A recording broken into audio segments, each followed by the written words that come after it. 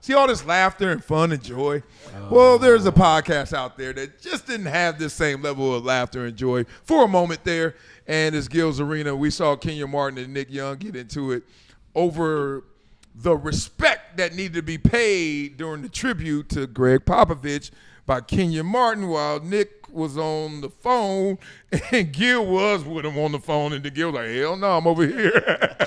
But who saw that? Y'all I saw All right, give me your response. Let's start right there. Well, you know, Kenyon is a good friend of mine, so I know how his personality is. Okay, are you going to take care of your good friend right now, or you going to keep it 100? I'm going to keep it 100. Okay. I'm going to keep it 100. Yeah, Kenyon the homie. It was, so I know that's how he would react to something like that. Oh, yeah. Because he took it very seriously. And even in your solo podcast, you talked about that moment being important to him, so him wanting people to respect it.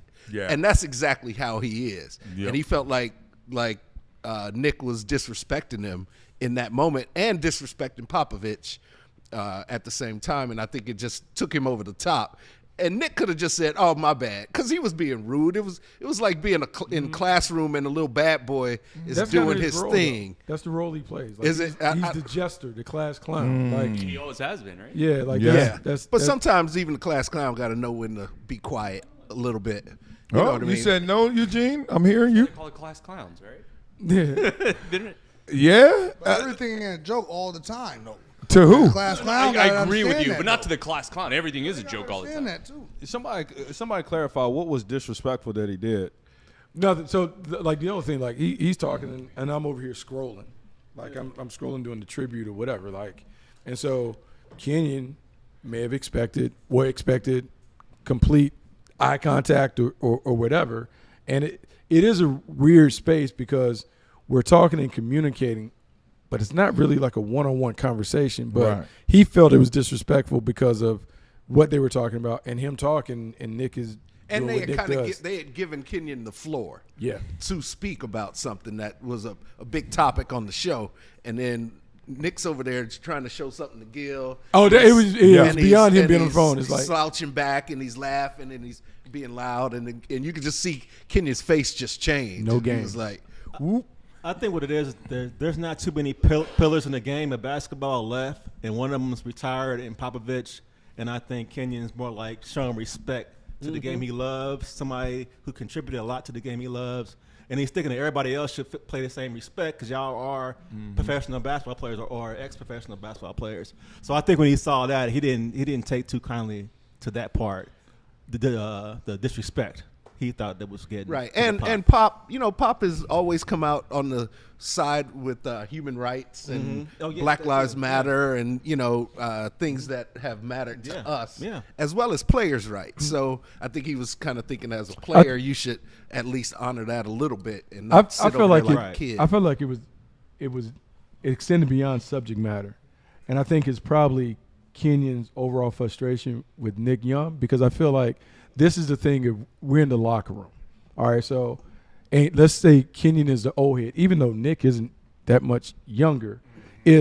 We're in the locker room and you have the young guy comes in, and there's a way that we've always gone about our business as professionals. And then you see a young guy in, because like today's kid is different. Yeah. Like you have to tell them because they don't know, hey man, like when I'm talking, you got to put your phone down. You need to look me in my eyes and engage in contact. I feel like Kenyon doesn't view Nick taking the job as serious as he is. And so that was kind of like the moment that pushed him over the top. Like he probably has wanted to say stuff before. Yeah, but that was like It's the been thing that he was brewing. like, And- God dog it, like we're going to have this conversation. And on top now. of that, Bucky, when people ask, what's Kenyon like? Hey, what's up, y'all? It's your boy, Marcellus Wiley. You know at Project Transition, we're all about being greater than your greatest excuse and helping people take control of their lives to make real change. And that's why I'm beyond excited to introduce our new partnership with Monitor Debt Resolution. We've teamed up to bring you an incredible debt solutions program designed to help tackle consumer debt head on. If you're struggling with over $10,000 in credit card debt, I want you to find peace in a solution. Monitor Debt Resolution is that solution. This team does one thing, and they do it well. They negotiate directly with your creditors to reduce what you owe, sometimes by thousands. Whether you're feeling overwhelmed by credit cards, medical bills, or loans, we're here to guide you every step of the way. Visit pt.monitordebt.com right now or call 866-204-0071. Let's explore this program to help you regain your peace of mind and get back on track. Together, we've got this. Let's transition your finances and your life for the better. First word out of my mouth is he's really smart. And people don't understand that about him because he has this persona of being the tough guy, but beyond that, he's a really smart, really well-read dude, right? So I think when he wants to speak on something serious, he takes it seriously. Yeah. And somebody like Nick would get on his nerves. I could see that Just in general. I don't just think in they would, life. I can't imagine them hanging out beyond what they do on the couch. Right. Like I can't see them, this is my, because I just don't think Nick approaches life with the kind of diligence and seriousness that Kenyon would be like, I can ride with him. I think you kind of find your tribe. I don't think Nick would ever be in his tribe outside of that. They might. Do you have a group of buddies where some are more like I'm the serious one of my group of friends. I'm the grandpa in the group. Yeah. Takes everything serious. Everyone else is smoking, joking, clowns, and I'm like, you guys do your thing. I'll organize the events. I'll get us together, but that's not me. It doesn't mean we can't hang out and to round be out together. your circle. Not everyone can be the same person, same characteristics. Yeah. Yeah, but I don't know if they do hang or not. It's just conjecture, but I don't see them hanging out. I don't either. Well, look, because I'm more Nick Young than I am Kenyon, but even though I've hung out more with Kenyon than No, you aren't. Yeah, Like I can imagine. You joke, You but see yourself as more Nick Young than Kenyon. Well, let me say it this way, because I'm not either one to an No, exact. but I'm saying like in terms of leaning. If we're on the scale, you think that your personality and intellect leans more towards. I wasn't gonna go intellect. Right. See, you're.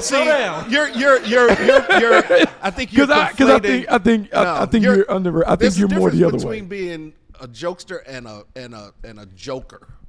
Because you're not a jester. You're not. I think you're more not of the a court practical jester. joker. You're a funny guy. You like to find the funny in things. Yeah. But you're not the court jester. You're not like, Okay, yeah. No, and that's what. But I'm more silly and I'm more laugh at your pain, laugh at my pain. But you were coming with a snappy comeback from that a comedian's is smart. perspective versus. Yeah. Nick is just like he just seems like he's. All I think over he the is place. what he is the entire time. Yeah, No that's disrespect. it. I Every feel time. like he's the funny guy, and I would say that the frustration would be what could have been. Like, man, imagine how good he could have been if he was like super serious and professional as a baller. But that's not fair when people do that, because I hate when they do that. Because then I think it seeps into. I think naturally it seeps into when you look at him. You're like, But I can see where you're putting them in a lab now, and all of us look. If I were a foot taller, I've been a dominant center. Oh, if I was a step faster, I would have been Jason Taylor. Like, we all can get that, and that's why we shouldn't do that to anybody for real. Nick Young, first of all, he's in the NBA forever. That's hard. That's good enough. Like, whatever he did, silly or whatever. True. And a lot of people this is why I think I'm more like Nick Young. Because you don't give Nick Young credit for what the work he must put in to be Nick Young. You don't become Swaggy P and all you do is Right. I'm glad he said that. No one chooses football. Football chooses you. It's so crazy people still stuck in Patrick Mahomes in the offense. I'm like, do you see these numbers?